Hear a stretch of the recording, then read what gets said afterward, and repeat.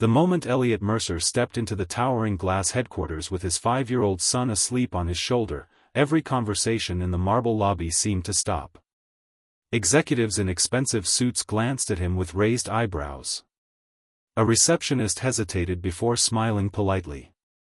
Elliot adjusted the worn strap of his faded leather bag, balanced his son's little Spider-Man backpack in one hand, and silently prayed that today would be the day everything changed. He had only one chance left, and he couldn't afford to lose it. Before we begin, if you believe kindness and second chances can change lives, please like this video, leave a comment, share it with someone who needs hope today, and subscribe to Heartline Stories. Your support helps us bring more inspiring stories to people around the world. It was a bright Tuesday morning, and sunlight poured through the enormous windows overlooking the city skyline. Elliot hadn't planned to bring his son, Noah, to the interview. But life had other plans. The daycare had suddenly closed because of a plumbing emergency. His elderly neighbor who occasionally watched Noah had been rushed to the hospital that morning. Every friend he called was already at work. Missing the interview wasn't an option. After 6 months of unemployment following the closure of the manufacturing company where he had worked for nearly a decade, this interview represented more than a job. It represented rent, groceries, school supplies, and the chance to finally stop telling Noah that better days were coming. Since losing his wife, Marissa, to a sudden illness 2 years earlier, Elliot had become both father and mother to his little boy. Every morning started before sunrise. He packed lunches, braided together small routines that reminded Noah of happier days, read bedtime stories even when exhaustion blurred the words, and smiled through worries he never allowed his son to see. He had sold his wedding ring to pay medical bills. He had skipped meals so Noah never would. Yet somehow, every night Noah still hugged him tightly and whispered that he had the best dad in the world. Those simple words kept Elliot alive. When his name was finally called, he carried Noah into the executive conference room. The child remained asleep against his shoulder, completely unaware of the nervous silence that filled the room. 5 board members sat around a polished table, but one man immediately drew everyone's attention. Victor Halden, the company's powerful CEO, was known throughout the business world for demanding perfection. His tailored suit looked flawless. His expression looked even colder. Victor slowly looked Elliot up and down before his eyes settled on the sleeping child. His face tightened with visible disappointment. Without hiding his irritation, he remarked that personal family problems had no place in a serious business meeting.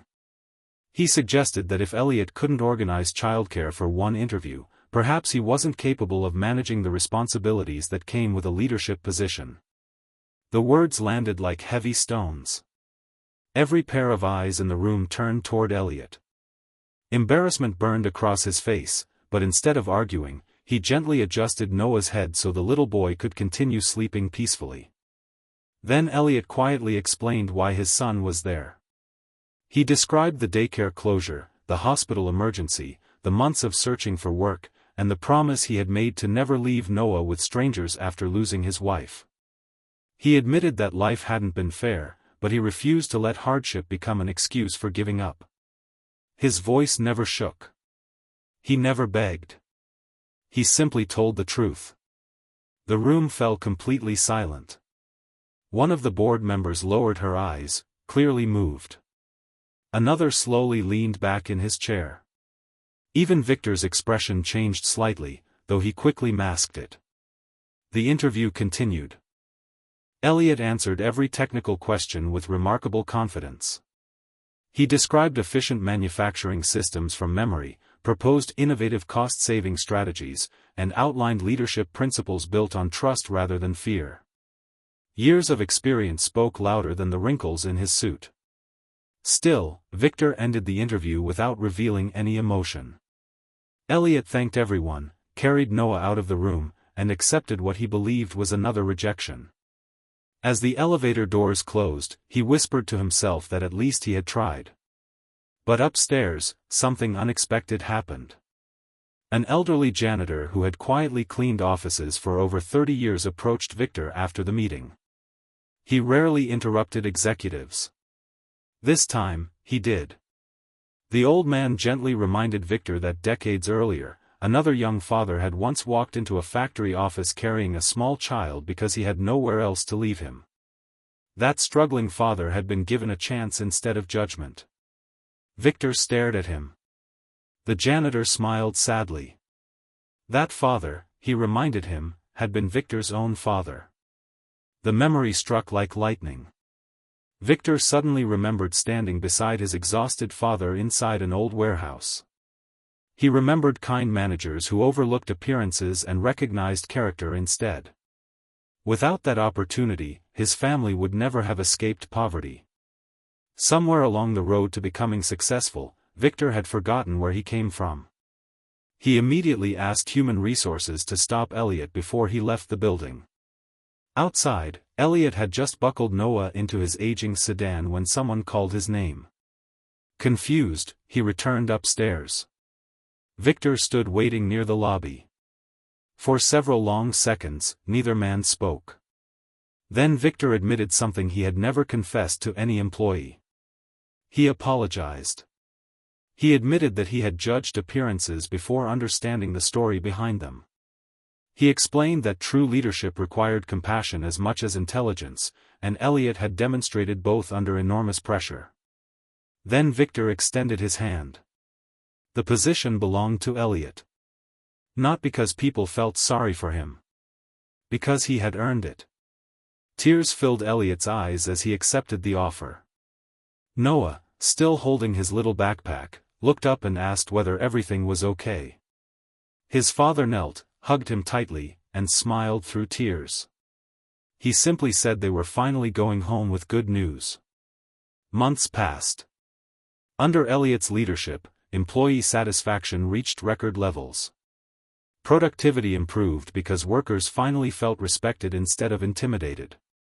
Family-friendly policies were introduced, including emergency childcare assistance for employees facing unexpected situations. Victor himself became one of the strongest supporters of the program. He often said that one interview had taught him more about leadership than 20 years in the boardroom. One afternoon, Noah visited the office again. This time nobody stared. Instead, employees smiled, waved, and welcomed him. Victor even handed the little boy a toy construction helmet with the company logo. Noah proudly wore it all day. As Elliot watched his son laughing through the office hallways, he realized that success wasn't measured by titles or salaries. Success was giving your child hope after seasons filled with uncertainty. It was refusing to surrender when life seemed impossible. It was proving that dignity survives even in the hardest moments. If this story touched your heart, please take a moment to like this video, leave a heartfelt comment, share it with your family and friends, and subscribe to Heartline Stories. Your support allows these messages of hope to reach countless others. Red Heart Special Request: comment below with the words, "Kindness always wins," if you believe compassion can change someone's life forever. As father and son drove home beneath the warm afternoon sunshine, neither of them knew exactly what tomorrow would bring. But for the first time in a very long while, they weren't driving toward uncertainty. They were driving toward a future built not on wealth or status, but on courage, love, humility, and the extraordinary power of one person choosing compassion over judgment.